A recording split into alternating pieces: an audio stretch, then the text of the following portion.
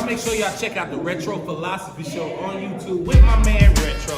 Like, subscribe, comment, share, copy the link, put it on Instagram in your bio, put it on your Facebook page. Send it to your mama, text it to somebody. But y'all make sure y'all follow this page, Retro Philosophy.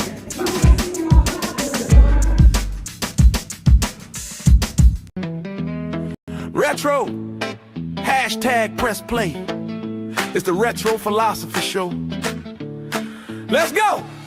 Kingdom alignment on assignment for the king. Hope you're ready for the show. Oh, thanks for tuning in. Thanks for tuning in. Let's go for a ride. Let's go for a ride. Got my specs on my side. She's my forever bride that keeps hope alive. I'ma rev it up, so hold on tight. We about to level up, catch us on the turnpike. From city to city, state to state, coast to coast, man, make no mistake. We are conquerors, more than conquerors. collecting miles and smiles. Been doing this thing for a while, and all the while winning souls to God. We singing praises to our King. On the hog or on the wing, His praise we always sing, because this is the day that He has made.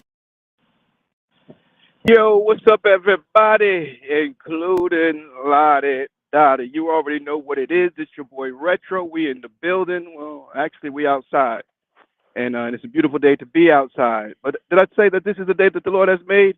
It is, and I will rejoice and be glad in it. Hey, I hope everybody's doing well on today. Well, I tell you, it's beautiful outside, but we had a great day on Sunday. Sunday was nice. And then Monday it kind of, went a little chillier. But here we are Thursday, and we've got it's even nicer today than it was Sunday, which is an indicator that we are that much closer to spring. As a matter of fact, this coming Sunday, we've got to turn the clocks back. And so I don't know about you, but I kind of hate to lose that hour, but at the same time, it's worth it because again, we are that much closer to the spring, and that's what I'm talking about. Even today, the sun seemed to be up a little bit earlier, but it was the temps though. Dag, dude, relax, bro. It was the temps that did it for me, man. And I am way more productive during the warmer climate, warmer months and stuff of that nature. You know what I mean? What y'all up to on today, man? What's good? What's new? Everybody good? I haven't been on in a while. A lot of stuff going on in our neck of the woods. And so it is, and so it shall be. Life happens, and it happens fast. It doesn't really ask for your permission. But again, seasons change, okay? So sometimes it's up, sometimes it's down, and one person said that sometimes it's level to the ground. But what I want you to understand is that whatever it is that you're going through, just stick it out, because I promise you it's going to change. It's inevitable. It's got to. It must. It has to, and it will. Things change. We were talking the other day about the fact that every storm runs out of rain sooner or later. I think it was Sunday we were talking about that after the storm. And so real story, true story, real talk, no cap. Every storm runs out of rain sooner or later. And like I said, I don't really care a whole lot for the cold weather. I mean, I deal with it because I've got no choice. I got to do what I got to do. But man, I'm way more productive during weather like this. Let me see if I can turn this around for you guys and show you what I get to look at on my way to work on this morning. And so I have intentionally chosen to take the back roads. And because I tell you guys, the back roads are second to none. You got to get out and you got to enjoy the back roads. All my brothers and sisters out there on twos, anybody can go straight fast. You pick up 77, I-40, 85, 95, 75, 65, wherever it is, I-20, 26, 91, wherever it is, 87, wherever it is that you are at, Anybody can get on the interstate and bang, just wide open, hit the cruise control or whatever. And I do enjoy a little highway riding, especially if you got a long way to go. You got to touch some interstate. But look at him, man. It ain't nothing like these back roads. For me, I'm kind of at one with my thoughts, and I just get out here and just enjoy the weather. Even on a brisk day, I can get out on a back road and ride and enjoy myself. Now, like I said, I enjoy the warmer months a whole lot more, but that doesn't mean during the cold season I can't get out there and enjoy it too. Because a lot of times, during the winter months or the colder months, these old Harleys anyway, man, they run real good in that cold weather, man. And all I need is a little bit of sunshine and the right gear, because you know what your boy says, right? The weather doesn't dictate whether or not we ride, but the gear we wear when we ride. Come on, man. Say something to me.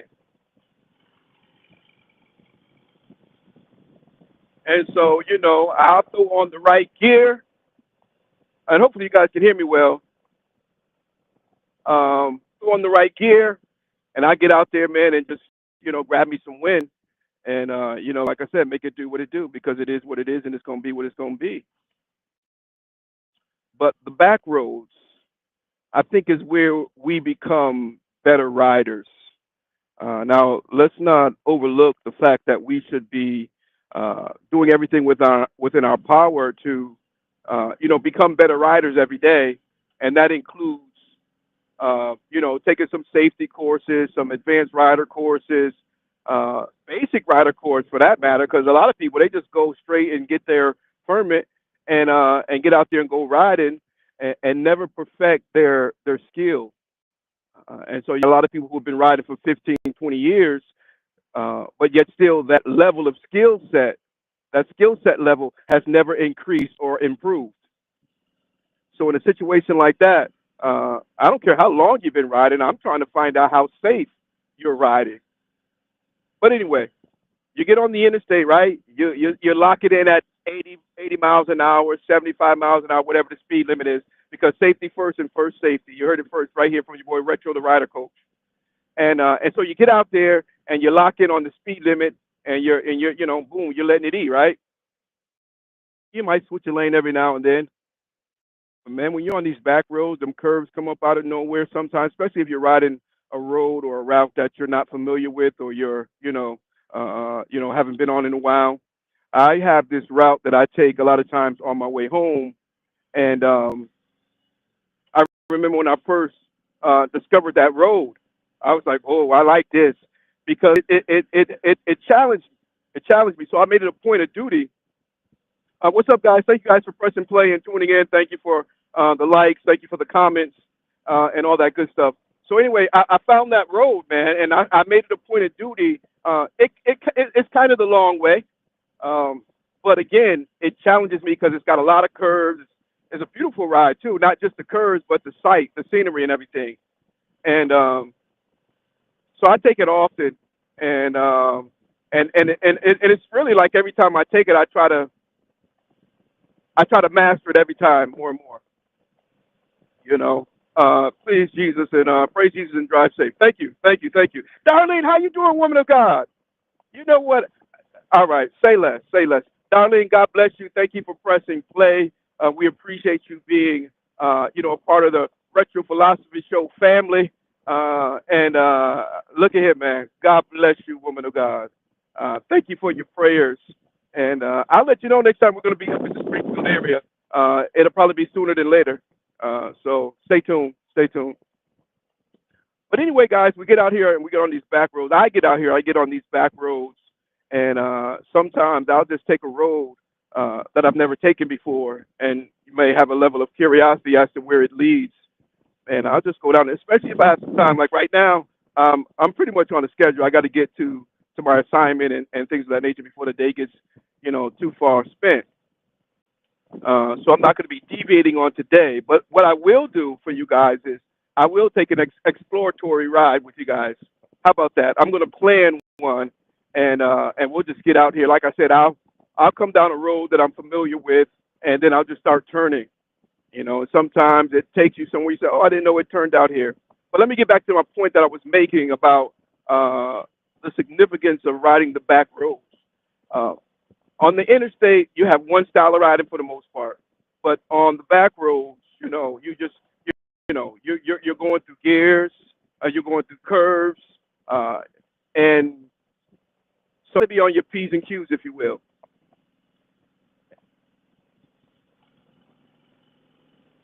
And so I'll just, like I said, I'll just get out here, man, and I'll just ride.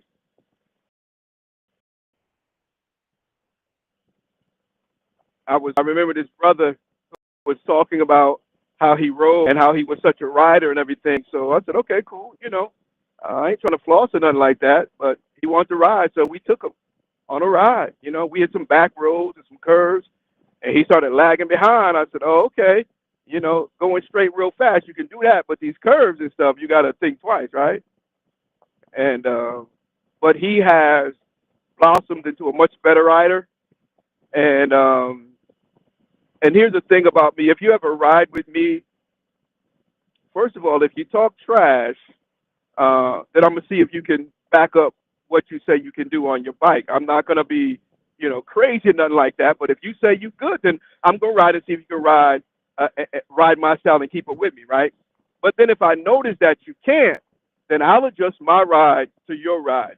Because one thing about riding with people who are not on your skill level or not on your level of riding, you want to be careful not to hurt them. And I'm not just talking about just physically as far as them going down or something like that. But you don't want to crush their ego and things of that nature. And I know this might not make sense to some folks, but I'm just that guy, man. I'm just that guy. I'm not gonna be this guy. Look at this man. We gotta give it front. Oh my goodness. What you gotta watch out for when you're out here on these back roads too. I mean, anywhere for the most part, but people don't care. I'm thoroughly convinced.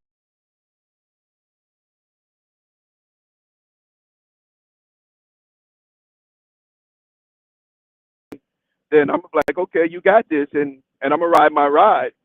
But once I see that you can't keep up with my ride, then I'm going to adjust to your ride. And and so for this particular brother, that's what I did. I said, okay, let's see what he got. So I'm just riding my ride. And when I go through the curves, I don't break in. Well, I should say I don't break in curves. Um, but I ride my curves. I'm not, bragging or nothing, but I'm pretty good, and I ride my curves. A lot of people, they break before the curve, break through the curve, and I like to ride through the curve. I'll enter the curve at a good entry speed where I know I'm comfortable, and but most of the time I'll throttle out of it. So if you hit the curve,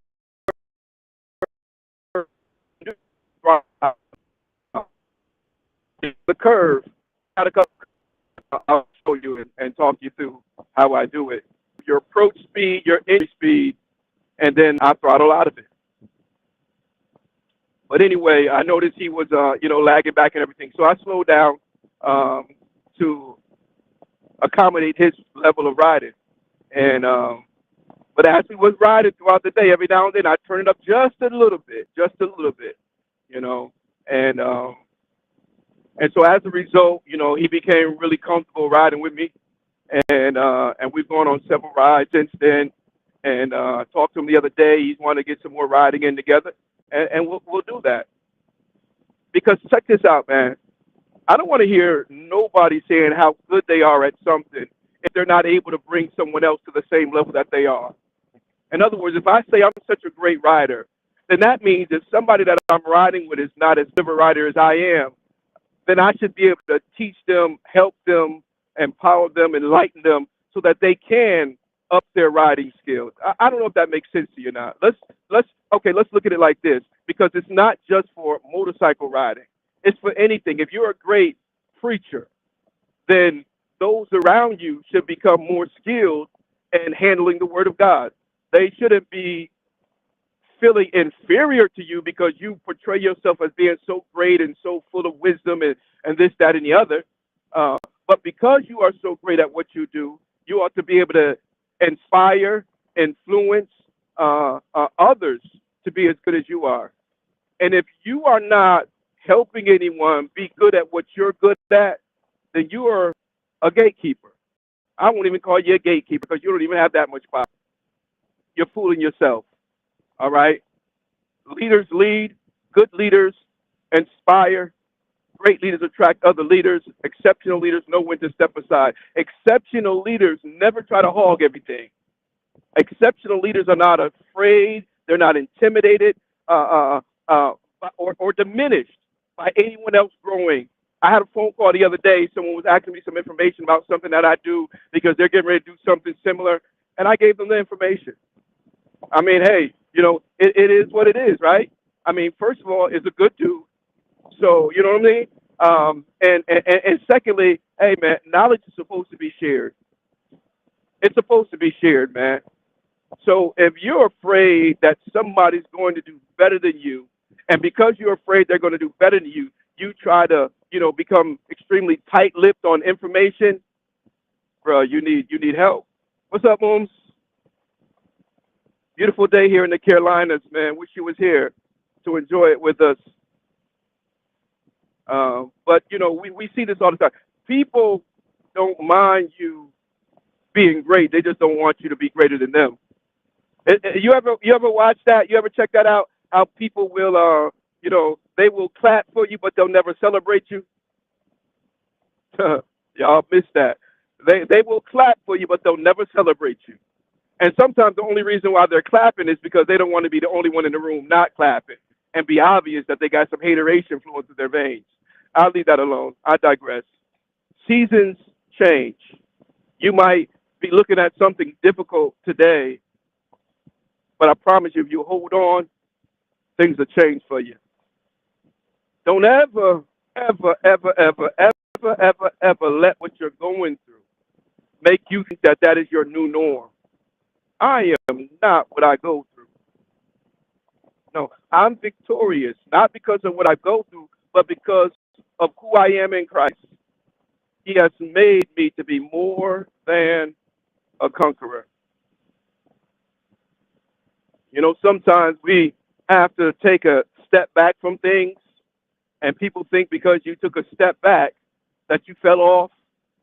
Nah, LL Cool J said it best. Don't call it a comeback. I've been here for years. Yeah, peep that, guys. Real talk. He said, don't call it a comeback. I've been here for years. Just your brother or sister for a few days, a few weeks, a few months, hey, a few years. Don't mean they fell off. Seasons change. Seasons change. You can't do what you've done in your teens forever. Let me say this since we're there. You got to learn how to identify the seasons of your life. If you don't learn how to identify them, then you will never be able to maximize them properly. Can the church say amen? Yeah. You must learn to identify your seasons. Otherwise, you'll be in the winter time. Otherwise, you'll be in your winter season, but your flip-flops and cargo shorts. Come on, bro. You got it twisted. You got it all the way twisted. So anyway, I ain't got but a few. Oh, you know what?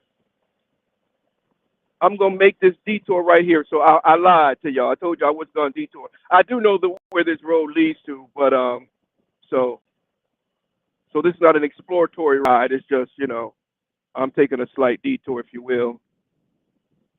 Bada boom, bada bang. So currently we're sitting at 74 degrees. Oh, my goodness. It's supposed to be in the low 80s today. And guess what? I will take that all day long. I got on one layer today, just my, little, I guess these are my biker pants. I shouldn't say biker pants, but and then of course just my t-shirt and shirt and then my jacket, of course. Um, but it feels good not to have to layer up because of course, during the colder months, you got to stay warm, so you got to dress in layers. And as you know, and if you don't know, let me inform you. Not that it's a bragging right or anything; it just is what it is. But I ride year round.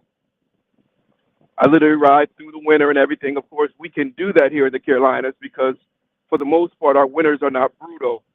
This past winter was a little bit more brutal than we've had in recent years.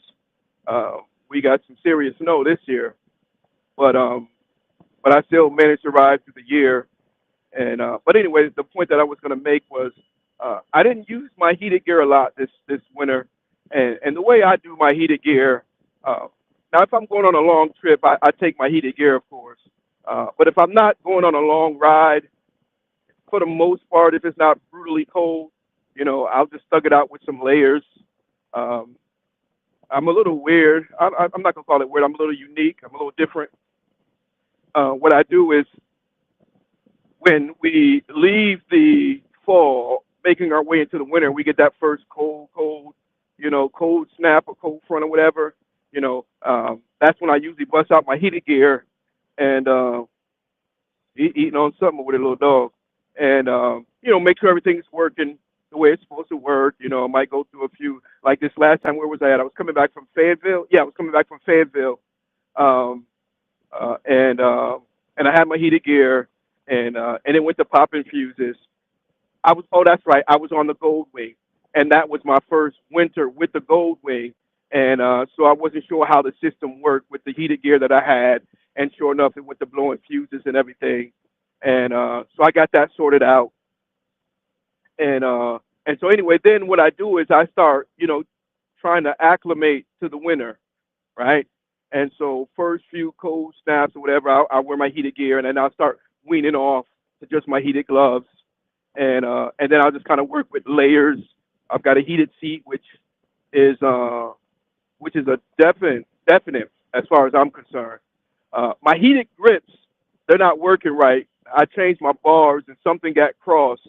So whenever I turn on my heated grips, they just go straight to disintegrate. I mean, they just get real hot, hotter than they normally get. The dial doesn't control it for some reason, so I didn't use them at all this past winter or this winter. I do got to check that out, but I intend on changing my bars, so I'm just gonna wait till to address it. There's no need to tear them all down when I know I'm going to change these bars out anyway. So it out with my heated gloves, and then I also have the muffs or the mittens that go over my handlebars, and those are inexpensive but a big bang for your buck. The only drawback I have with those things is, you see, is this my turn here? The only drawback I have with them is sometimes they snag my cable. Not enough to stop the bike, but just enough to turn on the light, the brake light. And if it's like that without me noticing it, it'll throw a code. And so I got to see if there's any way I can fix that or alter the mittens. But other than that, man, they work real well. Whenever I put those on, I don't even use gloves. So, but anyway, all that's changed. I took them out of my bike today before I took off because we're getting ready to go into a nice stretch. All of next week, we're going to be in the 70s and stuff, so won't need those hopefully anymore. And some people, they keep winter gear on their bike all year round. I don't, because I need the space, and I grew it too before out so that I can have space. But then as I was riding, I actually needed the gear on me. We got, man, if you're going like hey, going before back to, and be home before night.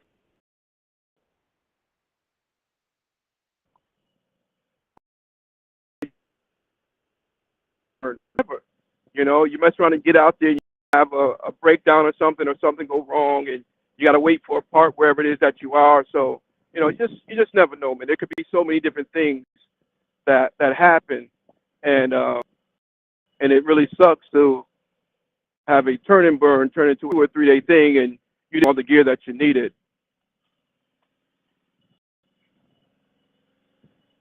I think that I missed a turn somewhere, but again, that's the beauty of riding the back roads too. A missed turn sometimes turn out to be in the best part of the ride. I mean, look at this, guys. Nothing but cows and stuff. You see these sweeping curves and everything. Now, I will tell you, if you've never rode the triple nickel in Ohio, it's something like this. You're just out there, curves, rolling hills and everything. So if you want a nice ride, get on up there to Ohio. You can pick it up right on the, I forget what town in West Virginia it borders.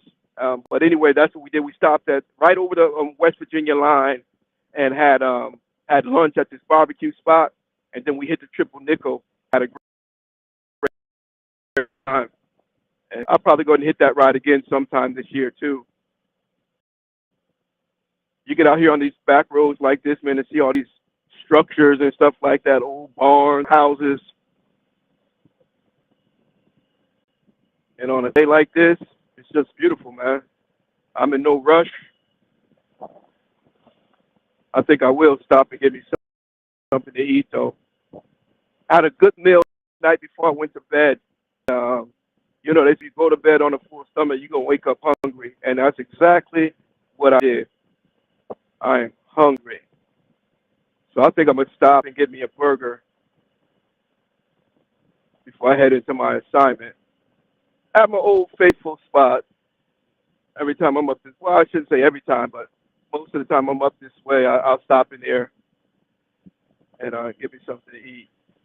So anyway, ladies and gentlemen, it is what it is, man. Just wanted to hop on and say what's up to everybody. Encourage somebody and to let you know that seasons change. Somebody like myself, as I've already said, I don't really enjoy the winter months anymore. And the older I get, the less I enjoy them. But I also know I got to endure it, right? And one of the things that I remind myself is that it'll be over soon. It doesn't last always. You might feel like you're down and out. It don't last always. Don't let it get in your head. Just keep pressing. Look to the hills from which cometh your help. Your help cometh from the Lord. But seriously, man, don't let it get in your head. Don't let it get you down. Thug it out. Put on your big boy drawers. Deal with it for now. Look at this nice curve right here, guys. This is what I'm talking about. Y'all here riding and, that curve comes up. Sometimes they'll have a sign and sometimes they won't let you know that a curve is approaching. So I'm out here and I'm just chilling. So I'm not riding any ridiculous speed. So pretty much at the speed that I'm riding, come up, I can maneuver, safely.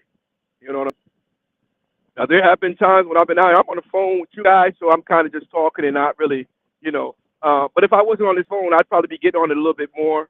And there have been times where, a curve came up out of nowhere on me. But you got to do what you got to do. You got to break it down. And even though you're out there getting on it, you still got to realize that, anything could come up. It might not be a curve. It could be a cow. It could be a goat. It could be a dog. It could be roadkill. So you never want to, go too crazy. You want your risk level and your skill level. In other words, you don't want your risk level to outdo your skill level. All right? Because there's been times where I had to break that thing down, and it happened so fast. For the most part, and the situation that I'm referring to, it was reflex. But here's the deal with reflex. Reflex doesn't become a reflex until it's first burned into your muscle memory, if that makes sense. And then after a while, it just becomes a reflex. You kind of do it without even thinking. I was looking at a video just the other day, and I don't know if you guys know it or not, but I have no idea where I'm at.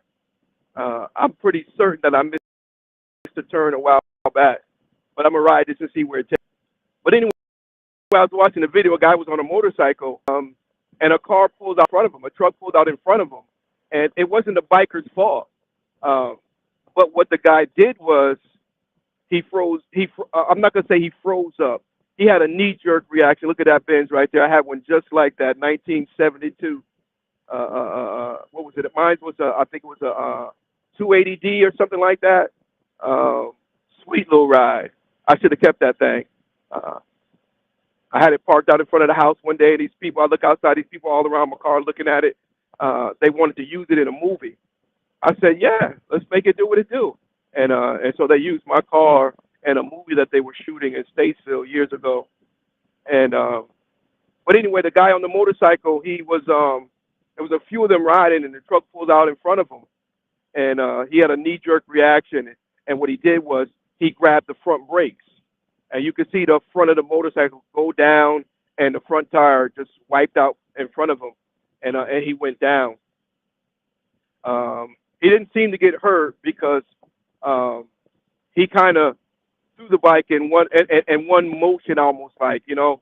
And but the fact of the matter is, there was enough distance for him to avoid that accident. But he had a knee-jerk reaction and just boom, just grabbed front brake. Now, what I do is, if somebody pulls out in something like that, my first reaction is to grab my clutch, because you got to ride and you got to use your peripheral view, guys. You know what I'm saying? I'm sitting there, I'm riding with you guys. I got this truck in front of me, so he's blocking a lot of my direct view. But what I do is I try to look through his glass, right, to see ahead of him. But I'll also, you know, use my peripheral as well. You know, a lot of times you can catch things out of the corner of your eye. And I've trained my eye and I trained myself so that whenever I see something in my peripheral, I automatically cover my clutch.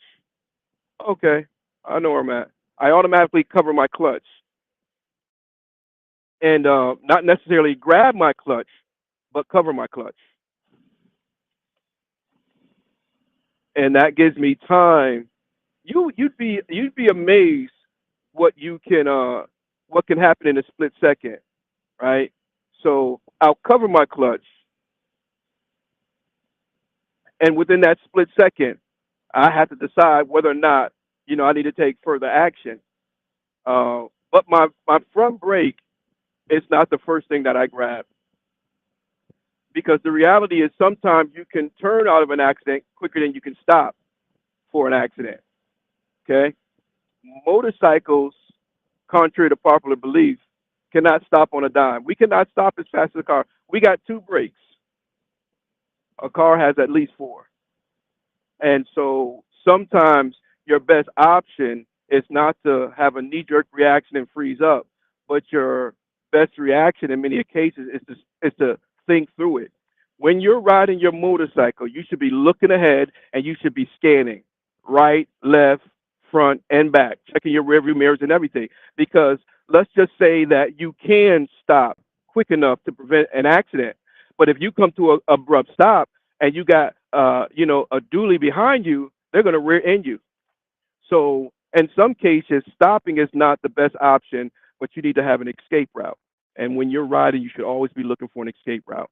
When I pull up to a stop sign or a stoplight, or I'm stopped in traffic, I don't get up on the rear end of the vehicle in front of me, because I need to make sure I got an escape route. Okay. And still, I don't put it in neutral. You know, I'll downshift to first gear, because I got to stay ready. If you stay ready, you ain't got to get ready. And watch them rearview mirrors. And for you guys who don't ride motorcycles, you out there in the cage in your car, don't get so close up on the back of a motorcycle. It's just not a good feeling, yo. Just give us space when you pull up on a motorcycle. Remember, Retro said, give them space. You guys don't understand this, because if you don't ride, you don't understand this. So those are my folks that watch my content who do not ride motorcycles. When you're out there, it's starting to get nice. Today it's 74 degrees right now. It's going to get even warmer. So there's going to be a lot of motorcycles out. Okay, give them space. So anyway, you gotta. This is for me. It might not work for everybody, but I want to make sure I am always scanning for an escape route. Okay, if I see somebody getting too close on me, I'm out. I'd rather take a ticket. I'd rather get a ticket than take a hit from the back. If I got to run the red light, I'm gonna run the red light. Run the stop sign, I'm gonna run the stop sign. If I got to, split the lane, I'm gonna split the lane. But these people out here are crazy, and they're not paying attention on their phones and while they're driving. So again, you gotta keep an escape route, and sometimes you gotta have two or three because you can say, okay, boom, that's an escape route right there, but then it could close up on you, and so now what you're gonna do? All you had was one, you know. And so when we are doing motorcycle safety classes, we've got a section where we talk about that. So you want to constantly be scanning the road in front of you, as well as on the side of you and behind you, because you never know when you're gonna have to implement an escape route. Okay. So anyway, I'm gonna get in here and get me something to eat real quick. Thank you guys for riding with me, and we're gonna make it do what it do. I'm looking at some of these messages. Ladies and gentlemen, saints and ain'ts, everybody, including Lottie Dottie, we'll see you. Retro, hashtag press play. It's the Retro Philosophy Show. Let's go! Kingdom alignment on assignment for the king. Hope you're ready for the show. Oh, thanks for tuning in. Thanks for tuning in. Let's go for a ride. Let's go for a ride. Got my specs on my side. She's my forever bride that keeps hope alive. I'ma rev it up, so hold on tight. We about to level up, catch us on the turnpike. From city to city, state to state, coast to coast, man, make no mistake. We are conquerors.